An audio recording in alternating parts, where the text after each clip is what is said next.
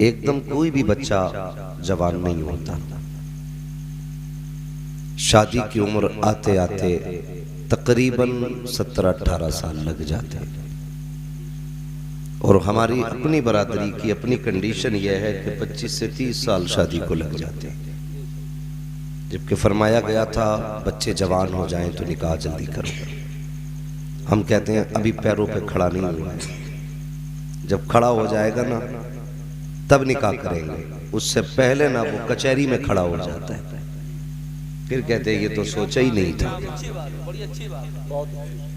मैं अपनी बिरादरी से सिर्फ इतनी गुजारिश करूंगा, बेटी हो या बेटा, निकाह में जल्दी करना। अगर हम सिर्फ निकाह में जल्दी कर दें तो बहुत सारे जो आफतें हैं, मुसीबतें हैं, उनका दरवाजा बंद हो जाएगा और कई परेशानियों से हम लोग बच जाएंगे। मगर फिर भी समझें 18 से 20 साल लगते हैं जवान होते होते, सेहरा बनते बनते 20 से 25 साल लग जाते हैं। इतने सारे नौजवान बैठे हैं, कल भाई भी दूल्हा बनेगा। और हम लोग जो देखते हैं ना अपने समाज में, जब भाई दूल्हा बनता है तो बहनें खड़ी होती हैं, नजरें उतारती हैं। भाई चाहे काना क्यों ना हो, लूला लंगड़ा क्यों ना हो, अपाहिज क्यों ना हो, लेकिन बहन से पूछो सेहरा बंधे तो नजर उतारने खड़ी होती है। कहती मेरे चांद को कहीं किसी की नजर न लग जाए। माँ देखती है, कभी मुस्कुराती है, कभी रोती है। बाप है कि कभी छुप के रोता है, कभी खुल के रोता है। उससे पूछी आंसू किस चीज के, वो कहता है इस दिन का ख्वाब देखते देखते बुढ़ापा आ गया। आज रब ने वो सूरज निकाला है जिसकी किरणों ने मुझे बेटे के सर पे सेहरा दिखाया। मुझे जरा दिल पे हाथ रख के बता, कोई दुखी था जब तू दूल्हा बना था? किसी को तकलीफ थी? जाते जाते मां ने वहां तक देखा था जहां तक तू नजर आया था। बहन ने चलते चलते अपने आंचल से तेरी नजरें उतारी थी। और बाप के पूछो तो उसका पैर ही जमीन पे नहीं था, मारे खुशी के वो आसमान छू रहा था। लेकिन जरा दिल पे हाथ रख के बता, तुझे किसकी नजर लग गई जब तू ससुराल से पलट करके आया? तो जो मुस्कुराते हुए छोड़े थे, तेरी कुछ दिन की जिंदगी के बाद उनकी आंख में आंसू तेरी वजह से क्यों आ गए? खुद सोचे इस बारे में। जिस बाप में ऐब उस वक्त निकालते हो जब तुम बच्चे वाले हो जाते हो, क्या तुम्हें शादी से पहले भी उस बाप में ऐब नजर आए? कभी तुमने कहा मेरा बाप तंग नजर है? कभी तुमने कहा कि मेरी मां रोटी देने में कंजूसी करती है? कभी तुमने कहा कि बहन वक्त पे कपड़े तैयार नहीं रखती? आखिर ये कौन सा पलटा तुम्हारी जिंदगी ने खाया कि निकाह किया, तुमने नई जिंदगी का आगाज किया और सारे रिश्तों के माने बदल के रख दिए? कभी बहन रोती हुई घर से पलट रही है, कभी मां आंसू छुपा करके कमरे में रो रही है। क्यों आखिर ये जिंदगी में मोड़ आए? जानते हो, उसकी सबसे बड़ी वजह यह है कि हमने अपने वालिदैन के साथ नमक हलाली नहीं की। ये सबसे बड़ी वजह है। ये मत सोचना मैं किसी की तारीफ करके जाऊंगा। भाई आज दिक्कतें, माँ बाप रो रहे हैं, खुदा करे सबके बेटे सेहरा पहने। नसीब वालों को अल्लाह दूल्हा बनाता है, मुकद्दर वाले हैं जो सेहरे पहनते हैं। मगर इसका मतलब ये तो नहीं कि इस सेहरे के बाद तुम सभी के इज्जतों के जनाजे निकाल दो। कभी नहीं। ये वही माँ बाप है जो तेरे दूल्हा बनते वक्त कह रहे थे मालिक मेरे बेटे की हिफाजत करना। ये वही माँ है जो मुड़ मुड़ के तुझे देख रही थी। ये वही बहन है जो कहती थी सहेलियों से देखो मेरा भाई कितना खूबसूरत लग रहा है।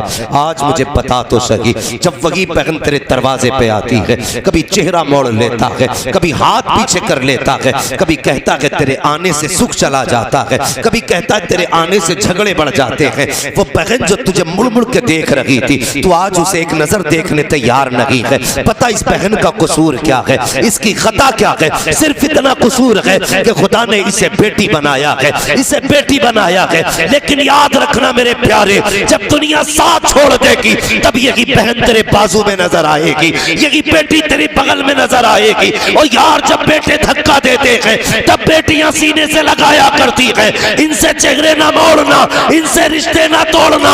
जब सारे रिश्ते धक्के दे दिया करते हैं तब इनके रिश्ते तुम्हें आगे बढ़ के सीने से लगाया। नारे रिसालत, उलमाए अहले सुन्नत, मसलके आला हजरत। अल्लाह तौफीक दे, सारे सेहरा पहनो, लेकिन कभी बाप को मत भूलना, माँ को मत भूलना। कई बार एक साहब कहने लगे हजरत मैं ड्राइवर हूं, मैंने कहा फिर? कहने लगा मैं गाड़ी चला रहा था, मेरी आंख लग गई और देखो मेरी प्रैक्टिस कितनी आई थी, मैं नींद में भी गाड़ी सीधी चलाता रहा। मैं हंसने लगा, उसने कहा हंसे क्यों? मैंने कहा इस बात में हंस रहा हूं, हुआ क्या है, तू सोच क्या रहा? उसने कहा क्या? मैंने कहा तेरी गाड़ी को तेरी प्रैक्टिस ने नहीं बचाया, तेरी गाड़ी को किसी की दुआओं ने संभाल रखा था। जब जिंदगी की गाड़ी पटरी से बहकती है तब तुम्हारी माँ की दुआएं आके कांधा दिया करती हैं, तब तुम्हारे बाप की दुआएं या जुमले उन्हें संभाल लिया करते हैं।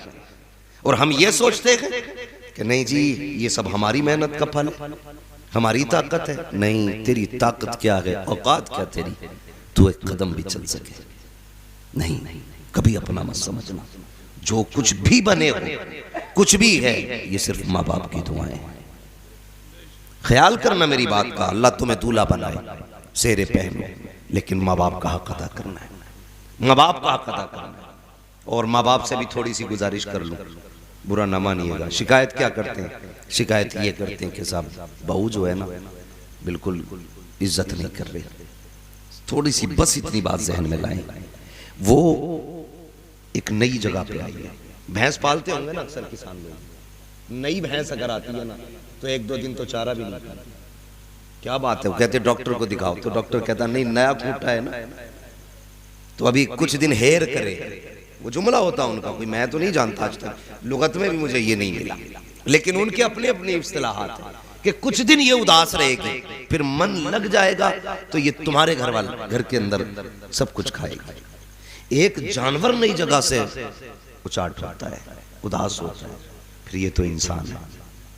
ये जो तुम्हारे घर में आने वाली है ना, ये माँ छोड़ के आएगी, बाप छोड़ के आएगी, भाई छोड़ के आएगा, बहन छोड़ के आएगी, सहेलियां छोड़ेगी, बचपन की यादें छोड़ेगी, सब कुछ छोड़ के नई जगह पे आएगी और आकर के नए लोगों में अपनापन तलाश करेगी। ऐसा तो नहीं है तुझे पहले दिन वो प्यार दे जो तेरी बेटी ने दिया? तो ये कहा करते कि बहू इज्जत नहीं करती, मुझे बता तो सही, खुद अपने गरिबान में झांक के देख। अगर तेरी बेटी से गिलास टूट जाए तो कहता है पगली संभाल के चला कर। अगर बहू से कप टूट जाए, डायरेक्ट ना दिया तेरे बाप ने ला के रख दिया था, कहां से लेकर के आई है, तेरे बाप का दिया हुआ है। और जबान को लगाम दे, जब तेरी बेटी नुकसान करती है तो तू उसे प्यार से समझाया करता है, जब पराई बेटी से नुकसान होता है तो कुत्ते की तरह डांटा करता है, फिर कहता इज्जत नहीं मिल रही है। दावे के साथ कहता हूँ, खुदा की कसम खा के कहता हूँ, पराई बेटी को अपनी बेटी की तरह देख और लहजा संभाल के बात कर। ये बहू जरूर है लेकिन बेटी की तरह तुझे प्यार भी देगी, तेरी इज्जतें भी करके देगी। सुभान अल्लाह। नारे तकबीर, नारे रिसालत।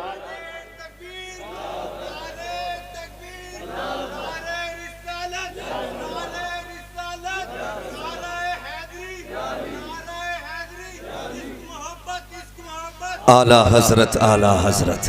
अल्लाह भाई उसे प्यार दो, वो अपना बाप छोड़ के आई है यहाँ, उसे बाप तलाश करना है। वो माँ छोड़ के आई है, उसे माँ तलाश करनी है। और जब वो माँ छोड़ के आती है तो यहाँ आके उसे मिल जाता मालूम है कौन? सास नहीं मिलती है जनाब, यहां मिलता CID। ये पड़ी भी रहती है ना यूं, एक आंख खुली रहती है, बहू क्या कर रही है, पूरा दिन जासूसी करेगी। शाम को बेटा आएगा, बेटे नसीब ही फूट गए। कहा क्या हुआ? कहा तेरी बीवी को तो इतनी भी तमीज नहीं है, मैंने देखा पटर पटर चप्पल बजा के चल रही थी, कुछ नहीं मिला यही चल दी। हाँ, हमें दामाद इसलिए अच्छे लगते हैं कि बेटियों को इज्जत देते हैं, और बेटे इसलिए अच्छे नहीं लगते क्योंकि वो अपनी बीवियों को इज्जत देते हैं।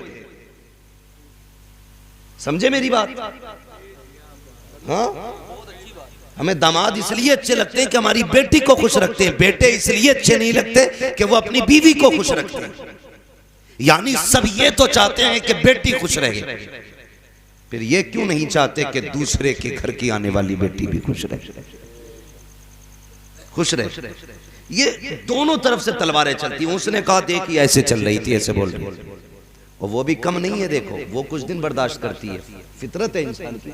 एक थप्पड़ मारो बर्दाश्त करूंगा, 3 मारो, 8 मारो, किसी दिन जलाल मुझे भी आ गए, कहा तो मैं भी सूती दूंगा, कितना ही भी सीधा हूं तो एक आध तो हम भी रख देंगे ना। मियाँ के पांव के नीचे चूंटी दब जाती तो वो काट लेती है, ये तो तेरे बराबर की 6 फीट की है। हाँ, कब तक बर्दाश्त करेगी दुनिया भर की बुराइयां? जब वो अपने पे आती है ना तो सारे मजारों के चक्कर लगवा देती है। मगर बेटे फिर भी भूत नहीं उतरते, फिर भी नहीं उतरते भूत। हाँ, फिर भी भूत नहीं उतरते। सबसे अच्छा तरीका यह है उसे बेटी की नियत से देख ले, वो तुझे मां की नियत से देखने लग जाएगी। सोसाइटी को बेहतर करें, माशरे को बेहतर करें। निकाह के मामले में जो हमारे बढ़ती रसूम हैं, हमारे बढ़ते अखराजात हैं ना, इन पे कंट्रोल करें, इन पे कंट्रोल करें। और बेहतर ये होगा कि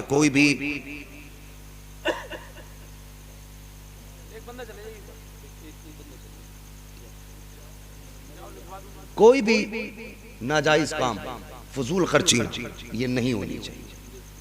कोशिश ये करें जो हम नाजायज चीजों पे खर्च करते हैं वो अपने परिवार पे खर्च करें, अपने घर के मेंबर्स पे, अपने लोगों पे खर्च करें।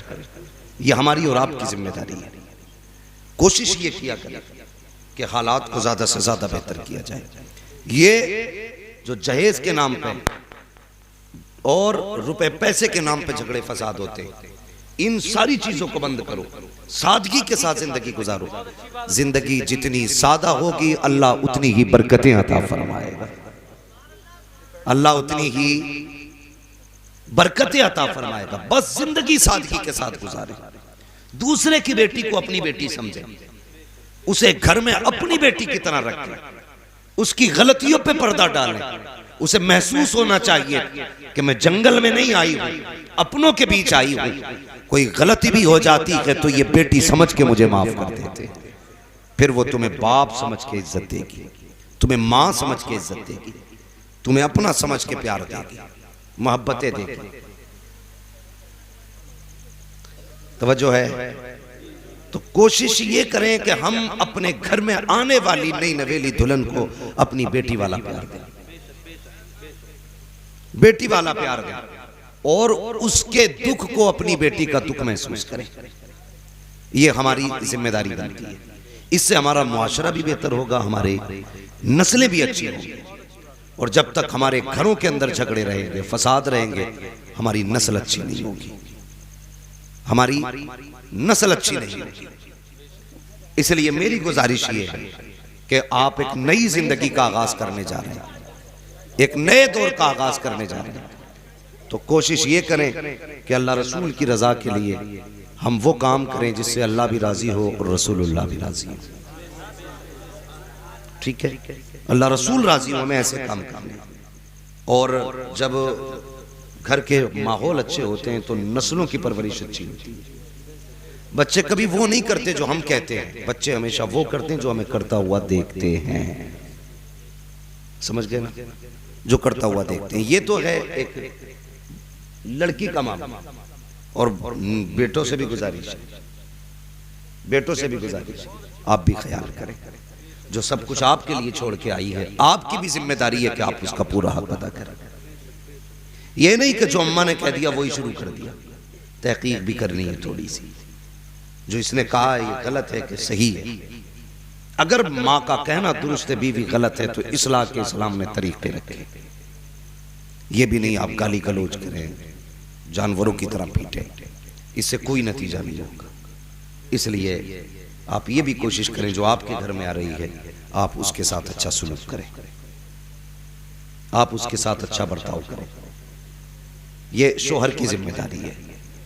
फिर माँ बाप की जिम्मेदारी, एक लड़की को अच्छा घर भी दो, अच्छा शोहर भी दो। तो कोशिश अपने घरों को बेहतर से बेहतर करने की करें। नई जिंदगी है, आगाज है इसका। हम माँ बाप को माँ बाप का हक देंगे, बीवी को बीवी का हक देंगे, औलाद को औलाद का हक देंगे। और निकाह सुन्नत है मेरे उसमें क्या है, मर्द का क्या है, हक है। एक वक्त में कितने निकाह, कितने कर सकते हैं? माशाल्लाह, जो बोल रहे हैं अल्लाह उनकी जुबानों को सलामत रखे। कितने? 4 कर सकते हैं ना। लेकिन एक बात याद रखें, 4 करें जरूर, लेकिन उन्हें इजाजत है दूसरे की भी जो दोनों में इंसाफ कर सके, जो इंसाफ कर सके। कूदे फिरते निकाह के चक्कर में है, उतावले रहते हैं। और जहां तक मामला निकाह का आता है ना, फरमाया गया हुन्ना लिबासुल लकुम व अंतुम लिबासुल लहुन, ये औरतें तुम्हारा लिबास है और तुम औरतों का लिबास हो। इसका मतलब ये है तुम्हें उनके ऐबों पे पर्दा डालना है और औरतें तुम्हारे ऐबों पे पर्दा डालें। ये बहुत अहम इस्लाम ने सबक दिया है। ये जो फसाद फैल रहे हैं ना, ज्यादातर तलाक और झगड़े और कोर्ट कचहरी जो हो रहे हैं, जो हराम खोरों को दलाली भी हम देते हैं, रिश्वत भी हम देते हैं ना, ये सिर्फ इसी सबक को भुलाने की वजह से होता है कि बीवी अपने शोहर के ऐब अपने मैके में बयान करती है और शोहर अपनी बीवी के ऐब अपने यारों में बैठ के बयान करता है। इसकी वजह से सबसे बड़ा फसाद होता है, इसकी वजह से सबसे बड़ा नुकसान होता है उम्मत का। निकाह करने के लिए उतावले रहते हैं, पागल बने घूमते हैं। बीवी मरे 6 महीने नहीं हुए, घूमता फिर रहा, कहीं मिलेगी करा दो, और जब लेके आया दूसरा तो बच्चे फेंक दिए कोने में और अपने शौक में डूब गया। सिर्फ हिसाब औलाद से नहीं होगा कि बाप के साथ क्या किया, बाप से भी हिसाब होगा कि औलाद के साथ क्या किया। यह भी एक अहम मसला है, यह भी कान खोल के सारे लोग सुने। निकाह करो तुम्हारी मर्जी है, लेकिन इंसाफ करो, बीवी के साथ भी बच्चों के साथ भी।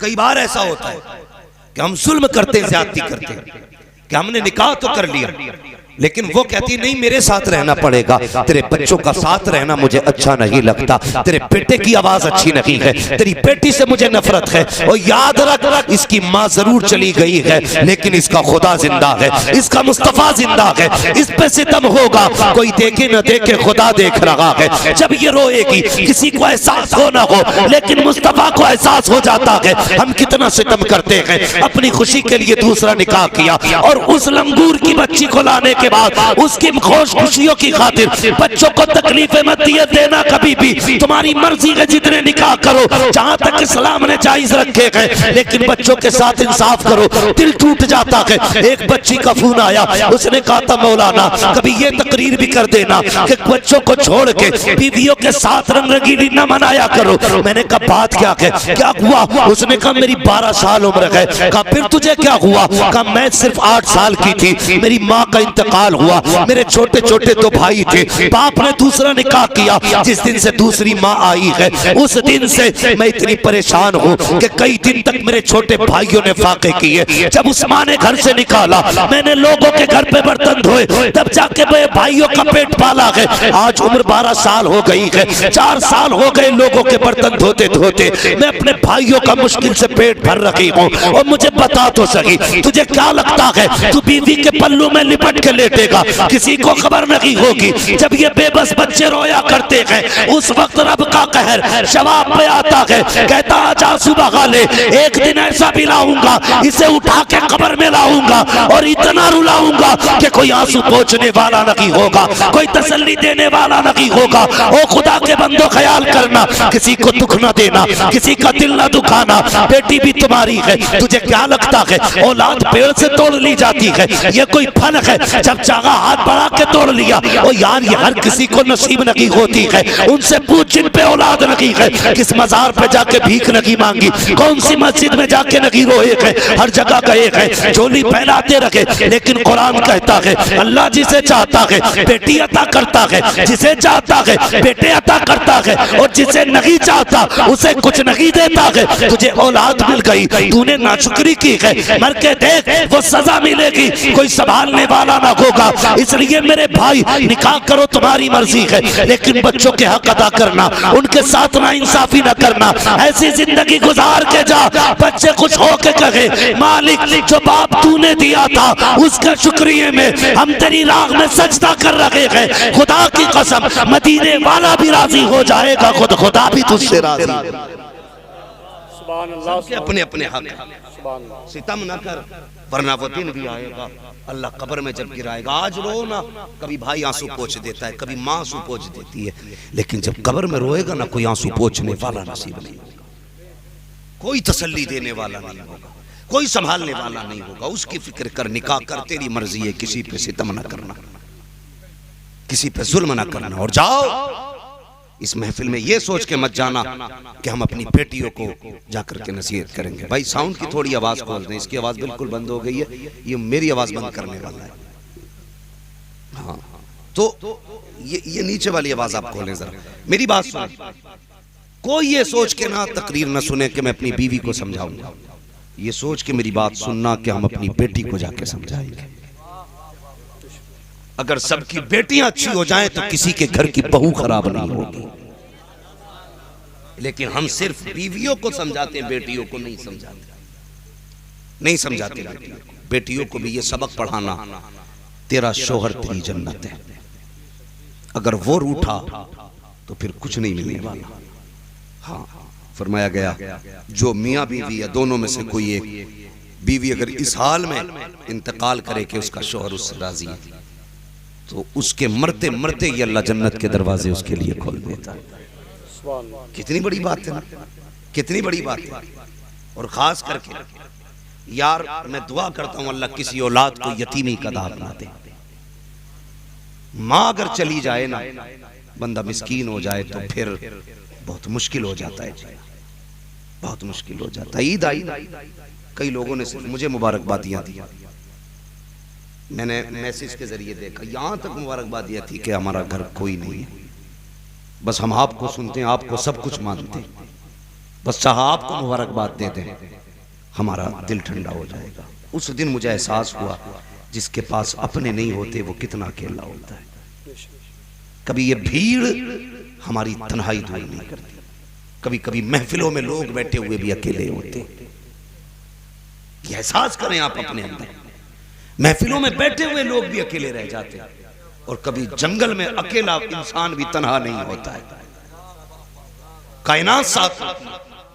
हाँ भाई घर से हम लोग जब निकलते हैं अकेले होते हैं बज़ाहिर, लेकिन हजारों की दुआएं हमारे साथ रहा करती हैं। ऐसा लगता है अकेले नहीं, कोई भीड़ चल रही है। यही वजह है हम अकेले भी चलते हैं तो भीड़ लगती है, कभी महफिलों में बैठे लोग भी अकेले लगते हैं, अकेले लगते हैं। अल्लाह मैं तो दुआ करता हूँ किसी को यतीमी का दाग न दे। तुम भी दुआएं मांगा करो, अल्लाह माँ बाप को सलामत रखना, माँ बाप को सलामत रखना। मैं अगर कोई घर में बीवी रखे हुए है, सौतेली माँ अगर किसी के घर में है, बुरा ना मानना, मैं सिर्फ असली माँ का एक एहसास दिलाना चाहता हूँ।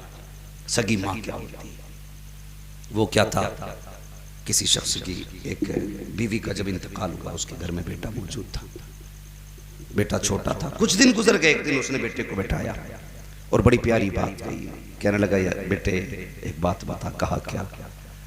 कहा तूने दोनों माएँ देखी है, सगी भी देखी है, सौतेली भी देखी है, ये बता कौन सी माँ तुझे अच्छी लगी? बच्चे ने कहा अब्बा ये क्या बताऊं, लेकिन इतना जरूर बताऊंगा, पहली वाली माँ झूठी थी, दूसरी वाली माँ सच्ची है। बहुत गौर से इस बात को सुनना। उसने कहा पहली माँ झूठी थी, दूसरी माँ सच्ची है।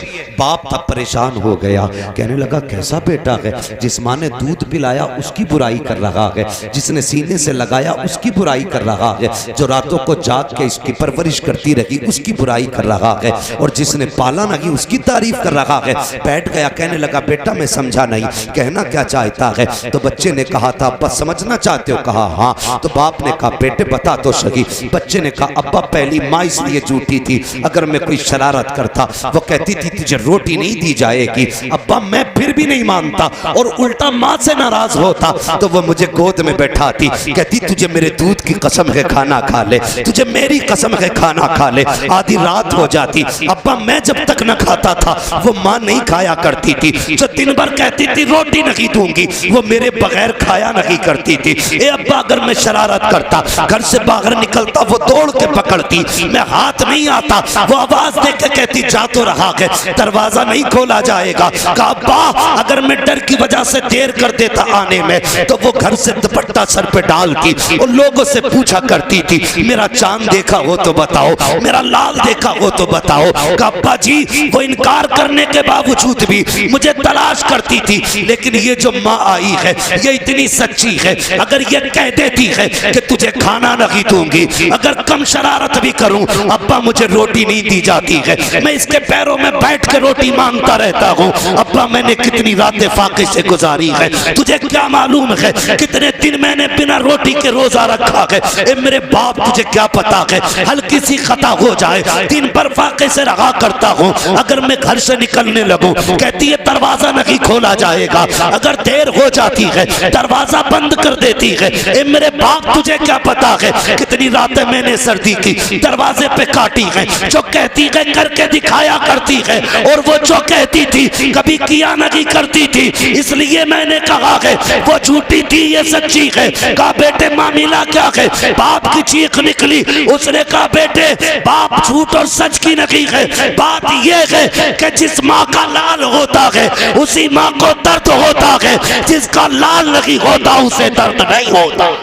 नारे तकबीर, नारे रिसालत, उलमाए अहले सुन्नत मसलके आला हजरत, नारे तकबीर, नारे रिसालत। दुआ करना अल्लाह कभी माँ के बगैर जिंदगी ना दे। उनसे पूछो जिनके घर में माँ नहीं है। मैं जानता हूं हम ईद किसे कहते हैं? नुमाइश को, तमाशे को, मेले बाजारों को, नए कपड़ों को, नए जूतों को? नहीं, ये कोई ईद नहीं है। कसम खुदा की, जाओ देख लो जिनके घर में माँ नहीं है, अगर वो 10 लाख का सूट पहन के भी घर में कदम रखे और दुआएं देने वाली, झुर्रियों वाले, पेशाने वाली माँ नहीं होती ना, तो लाखों के जोड़े भी फीके लगते हैं। और घर में माँ बाप अगर मौजूद हों तो पैबंद लगे कपड़ों में भी ऐसा लगता है आज हजारों ईदें आ गई है। ये माँ बाप होते हैं, ये माँ बाप होते हैं यार। मैं जानता हूं, मैंने ईद के दिन लोगों को रोते देखा है, ईद के दिन लोगों को रोते देखा है।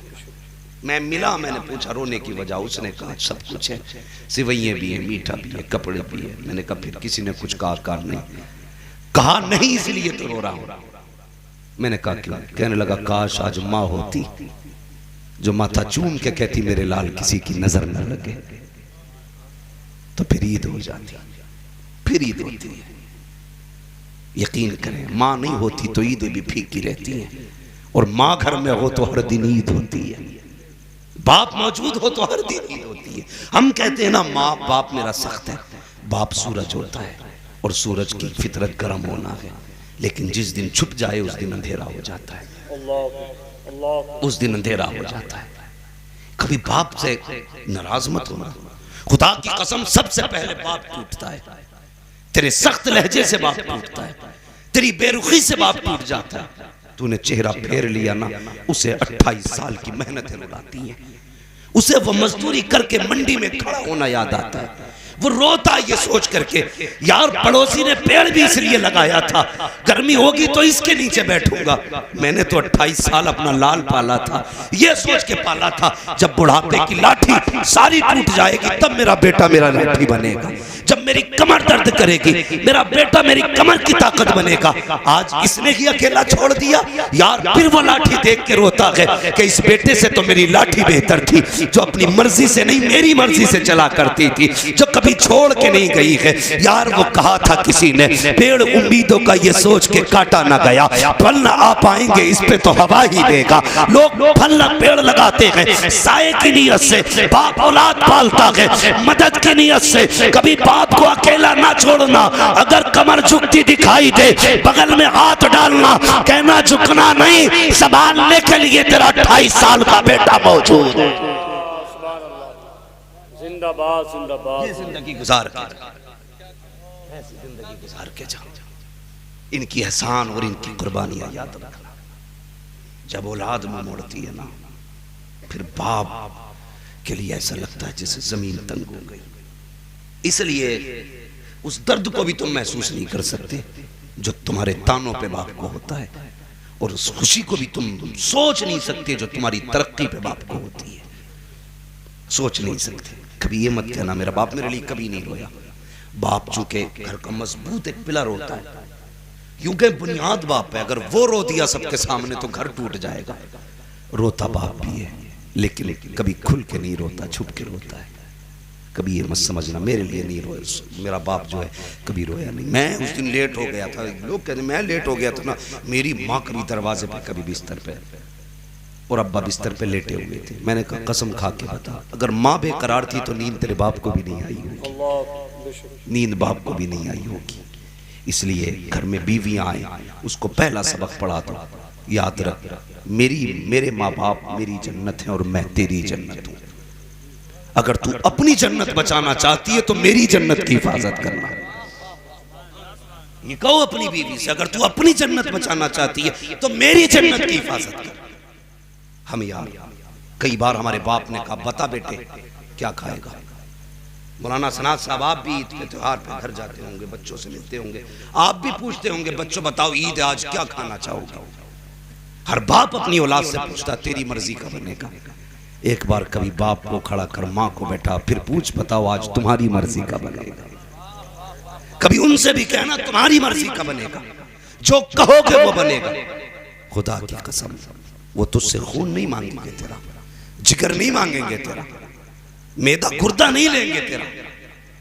वो जो भी कहेंगे खुदा की कसम याद रखना वो तेरे लिए सुकून होगा, सुकून होगा। माँ तो माँ ही होती है, बाप बाप होता है।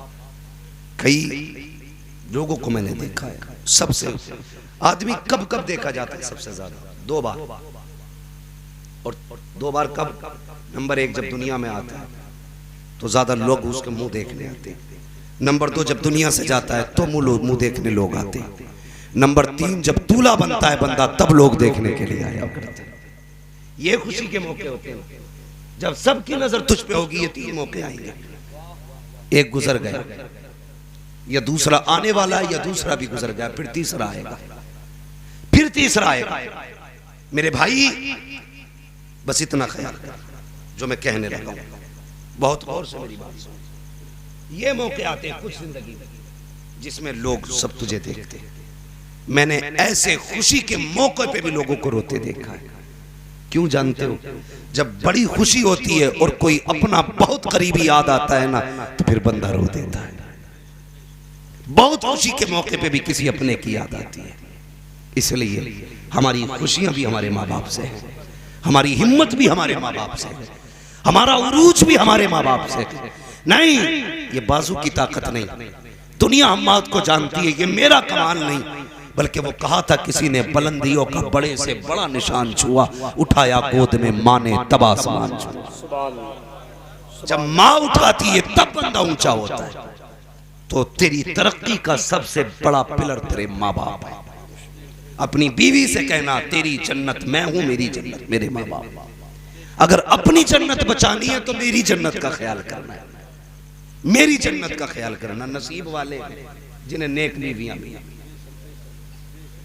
और ये नेक फैक्ट्री में नहीं बनती, ये नेक भी रब के करम से बनती है। रब जिन पे मेहरबान होता है उन्हें नेक बीवियां देता है। रिश्ता कितना प्यारा है, कितना अच्छा इस्लाम ने कर दिया। उन्ना लिबासुल लकुम व अंतुम लिबासुल लहुम, तुम उनका लिबास हो वो तुम्हारा लिबास है। लेकिन हमने एक दूसरे के कपड़े नोच डाले, हम एक दूसरे को नंगा करने पे लगे। बीवी से इज्जत चाहने में लगा है शौहर, मैं अपनी बीवी की बुराई कर दूं, लोग मुझे अच्छा समझे। नहीं बेवकूफ, जो बीवी की बुराई चौखट पे खड़े होके या चौराहे पे करता है, समाज सुनता जरूर है लेकिन कहता हुआ जाता बहुत गंदा आदमी है भाई। कहते कि नहीं, बहुत गंदा आदमी है भाई। और ये खुश होता मैंने अपनी बीवी की ऐप बता दी, अब लोग मुझे अच्छा समझेंगे, बीवी को बुरा। बीवी तुझसे भी गुजारिश है शोहर के अब सहेलियों में बयान न करना। तकलीफ हो खट से फोन उठा के मां से ना कहना मेरे शोहर में ये कमी है, निभाओ उसे, फिर देख अल्लाह कितनी इज्जतें तुझे देता है। वो नहीं सुना, वो मैंने बुजुर्गों को फरमाते सुना, वो किसी शख्स ने ना बेटी का रिश्ता कर दिया। बेटियां भी यार कैसी बेटियां होती हैं, सबकी बात नहीं करता। कुछ तो बाप का गिरबान पकड़ के कहती है कि इतने किलो का फ्रिज चाहिए। मैं उन बेटियों की बात नहीं करता, मैं उन बेटियों की बात करता हूं जो बाप के आंसू की जगह, पसीने की जगह अपना खून बहाना जानती है।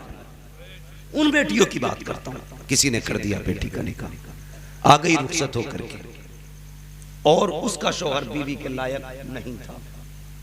पूरी जिंदगी उसने शौहर के साथ गुजारी, किसी को एहसास तक नहीं होने दिया, एहसास तक नहीं होने दिया। जब कब्र में दफनाया गया, पूरा कब्रिस्तान महक रहा था, लोग इकट्ठा होके आए, यार बीवी तेरी ये बता अमल क्या था। उसने कहा कोई खास अमल नहीं, सब कुछ मामूल के मुताबिक था। कहा क्या हुआ? कहा तेरी बीवी की कब्र की मिट्टी से मुझको अंबर की खुशबू आ रही है। कौन सी नोती की? उसने कहा आज ये राज खोलना पड़ गया, जो बरसों पुराना राज था, आज वो खोल रहा हूं। कहा क्या? कहा मैं बीवी के लायक नहीं था, लेकिन पूरी जिंदगी उसने मेरे साथ गुजार दी। ये राज अपनी मां तक से ना कहा, मेरी इज्जत बचा के चली गई। गोया कब्र की मिट्टी कह रही थी, जो बेटियां शौहर की इज्जत बचा के लाती है, अल्लाह कब्र में उसकी इज्जत की हिफाजत करता है और इतनी इज्जत देता है, उसकी कब्र को मुझको अंबर का ढेर बना देता है। अगर चाहते ये हो कब्रें महके तो बेटियों शौहरों की इज्जतें किया करो, अल्लाह तुम्हें इज्जतें अता फरमा दे। नारे तकबीर, नारे रिसालत, मसलके आला हजरत। खैरियत है सारे लोग? ना मत में खोलो, अब हो गया, अब हम ही खुलने वाले हैं, बस तवज्जो करें मेरे भाई। इसलिए बेटियों को तालीम करें। और तो बीवियों को जाके समझाओगे तो फिर इस्लाह। अगर तुम कहोगे अम्मा आया था ऐसे कह रहा था, वो कहेगी तुमसे भी तो कह रहे थे, बात बराबर, ना तुम अमल करो ना हम अमल करो, यही तो मसला होगा ना फिर। इसलिए मेरी गुजारिश ये है हम अपनी बेटियों की इस्लाह करें। वो कुछ दिन पहले सोशल मीडिया पे एक वीडियो वायरल हुआ, वो अपनी बेटी के बारे में ऐलान कर रहा था, मैं अपनी बेटी को अपनी जायदाद से बेदखल कर रहा हूं, आज से ये मेरी बेटी नहीं, ये कह रहा था आज से ये मेरी बेटी नहीं। आखिर में उसने कहा था मैं तमाम बापों से एक बात कहना चाहता हूं, सारे बापों से एक बात कहना चाहता हूं। कौन सी बात जानते हो? उसने कहा मैंने एक गलती जो की है वो तुम ना करना। कौन सी गलती? उसने कहा बेटी को MBBS बनाना या ना बनाना, लेकिन बेटियों को मुस्तफा का दीन जरूर सिखा देना। उसने कहा जिस बेटी को 22 साल पाला वो लड़के के साथ भागी और कहती मेरे बाप से मेरा कोई रिश्ता नहीं। कहने लगा एक गलती की थी, मैंने बेटी को सब कुछ पढ़ाया, दीन नहीं पढ़ाया था। काश मैंने बेटी को दीन पढ़ाया होता ना तो मेरी बेटी भी कनीज़े फातिमा ज़हरा होती, मेरी बेटी भी कनीज़े फातिमा ज़हरा होती। इसलिए मेरी गुजारिश है बेटियों को दीन पढ़ाओ, घरों के माहौल अच्छे करो। बहन बेटियों से गुजारिश है मियाँ बीवी के रिश्ते अच्छे करो। शोहर थक के आए तो बीवी की जिम्मेदारी है आगे बढ़ के आए, उससे पहले अपनी जरूरत का सवाल न करे, उसकी जरूरत का सवाल करे। पूछे पानी चाहिए, ये खाना चाहिए, खड़ी हो जाओ उसके आगे, बस अगर वो मुस्कुरा के तुझे देख लेगा अल्लाह तेरे सारे गुनाह बख्श लेगा। लेकिन पहले ही प्लान करे बैठी रहती है। मैं बात करता अगर इसने आवाज ना पकड़ी होती। हाँ बस मैं दो बातें और कह दूं, पहले ही प्लान रहता आज आएगा ना तो आज उससे ये भी पूछना वो भी पूछना है।